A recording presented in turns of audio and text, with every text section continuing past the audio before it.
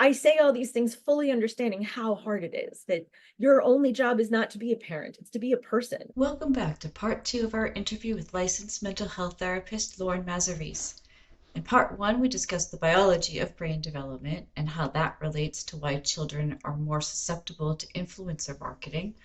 And now for part two, we'll jump right in with Mazzarese offering just a small shift in my language that makes a big impact on my mental health.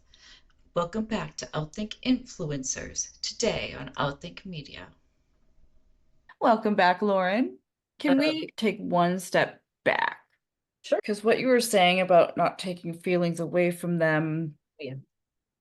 I fail at this all the time, but there's like one time I You felt so good struggle. about. I'm going to be a therapist for a minute. I'm going to encourage Oh, you to shift your language instead of saying you fail at it all the time. You struggle with it all the time. I do. I struggle with it all the There time. you go. I love that. That's yeah. There was some argument early on in the PS5 life in our house, and my son just, with all of his might, oh, I hate Mm. I think I had just been so beaten down earlier that I'm like, "Ah, I'm sure you do." Mm-hmm. And I try to channel that a lot where I can't care what they're saying, or sometimes I reflect their feelings, but it's not the right feeling and they correct me. Especially if a child is able to find a feeling word. If it's different than the one you gave them, like listen to them, because a lot of times they won't. And you will need to, in the very beginning of the process, sort of prompt them with, I can see you're really frustrated. And they'll be like, yeah, this is frustration. But if you say you're really frustrated, and they're like, no, I'm not frustrated. I'm just mad. Or I'm like, oh, okay, you're mad. And oddly enough, I hear you say, like, I took his power away. And in some ways, you did the opposite. You empowered him to be mad at you, that Mm. being mad at you was okay, Hmm. right? Because that's the whole idea. And I truly believe, from everything I've learned and everything I've witnessed, that the child who feels comfortable enough telling their parent they hate them is a child that feels incredibly and totally secure in their relationship to that person, which Oh. is not what it can feel like to the parent. My daughter says she hates me all the time. That's because she knows you're not going anywhere. And I've had clients be like, how often does she tell, your ex that she hates him? Or she never says that. I'm like, yeah, because she's not, and knowing the family, not secure that if she said she hated him, that he wouldn't leave her. He, Hmm. but she's not secure in that relationship. And so often, it is about, yes, this is hurtful. And as the child gets older and older, it is important to start teaching this is hurtful language. And there's different ways instead of, I hate you, mommy, I'm mad at you, mommy, is very different phrase and less hurtful. A kid can get at you sometimes if you are truly secure in the fact that you're being reasonable and not abusive. And it is much more of a sign of the security of your relationship. That's what it is. It's about, and he hates you. I'm sure you do. Yeah. Yeah. It's actually a validation of what he's experiencing and validating, empowering. And you're not getting mad at him. You're not saying you can't be mad at, you can't hate me. No. Oh, that's how you're feeling. That's how you're feeling. We're going to eventually work on expressing it differently, but I'm not going to take away your feelings. And that's just actually not you actually very much empowered him to Oh, feel some. I love having that distinction that you always give of it can't happen when the breakdown's happening. So Right. how can we prepare ourselves to be ready in those moments? Yes, that's super tricky. But again, it is all about modeling, and it's all about the conversation that happens afterwards. We've, from the very beginning, we've always Mhm. talked about Thomas the Tank Engine and Bob the Builder, and should Flynn Rider have cut Rapunzel's hair without her consent at the end. All that. We've always had these Yeah, yeah, discussions, but if parents are not primed to have a conversation about this, but the kids want to have it now, right. how can you either shift to make sure that you're really listening to what they're asking and what they need, Mhm. and when might you need to say maybe later? That's a very good question. That's difficult to answer because it's going to be different for every person. Hmm. And but what it requires, again, is for parents to be engaging mindfully, just engaging mindfully so that they can check in with themselves. And if your child comes to you with something that's distressing and you're what I would call trigger stacked, and yes, I got that from working with my reactive dog.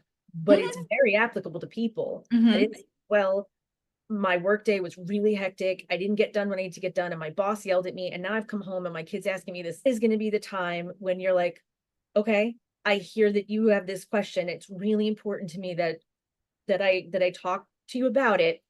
I need half an hour. Can we talk about this tomorrow? Can we sit down at dinner? You know what? Mhm. I'm not exactly sure that I know the answer, but I'd really like to find out.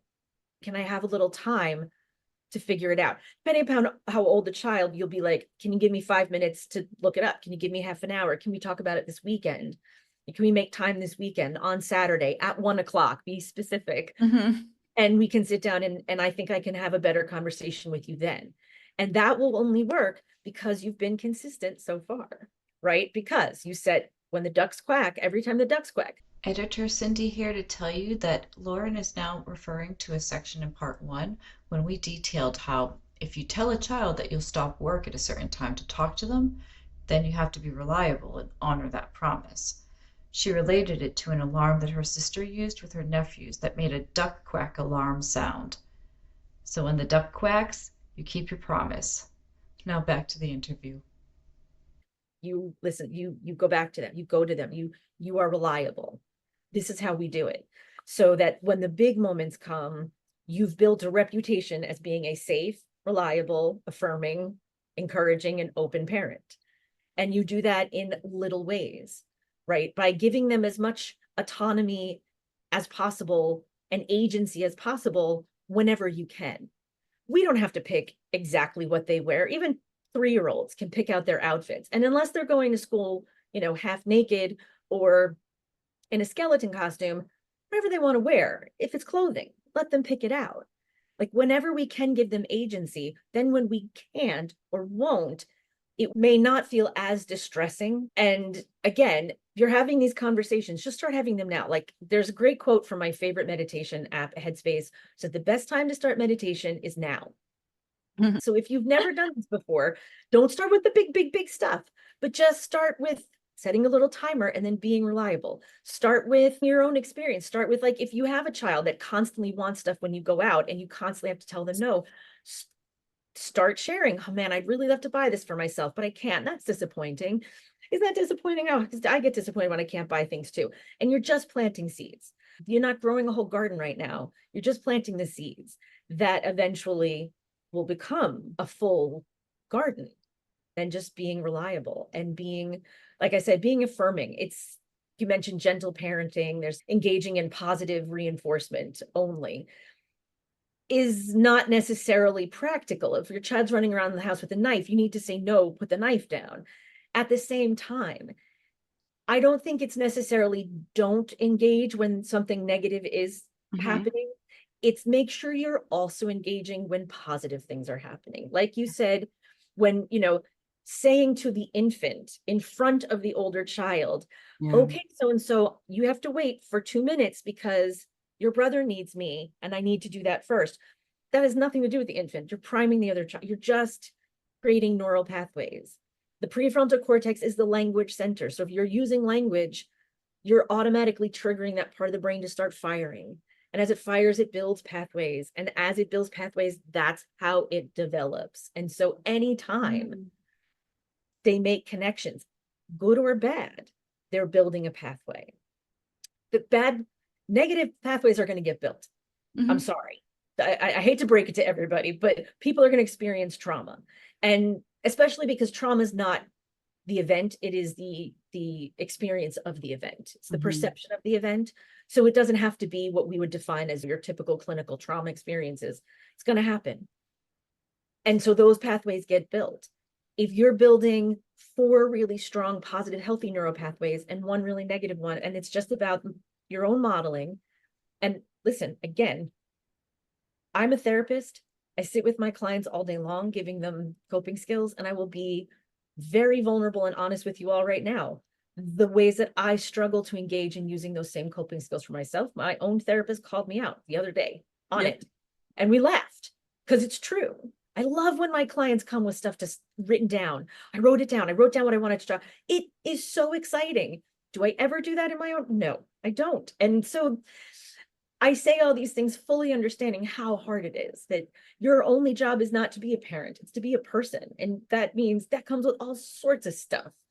So it's just about adding extra stuff in and doing all of that. The next time he says, if your child says, you know what, I hate you, be like, I'm sure you do. And that's okay.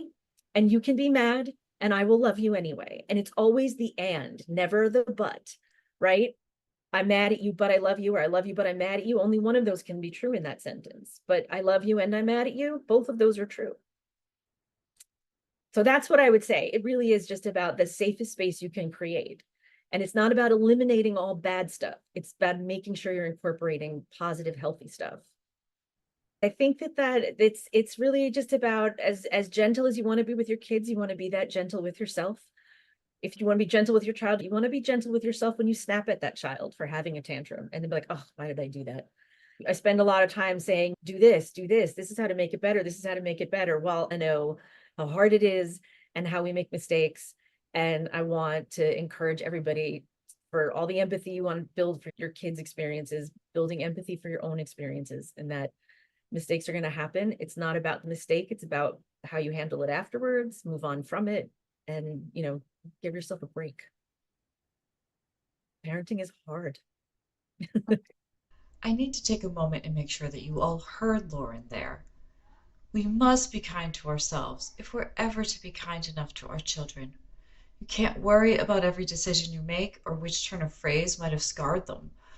Patton Oswalt said that it's never the big traumatic things that scar your kids, it's the day that you are out of strawberry ice cream. So if the point is to help our kids feel more emotionally intelligent and emotionally validated, then stepping back to admit that you make mistakes too is the best kind of modeling for the kids. Please join us for more conversations like this, and you can donate or just subscribe right here. In part 3, we get deeper into the darker side of the influencing road, so please do join us as we walk together to outthink influencers at Outthink Media.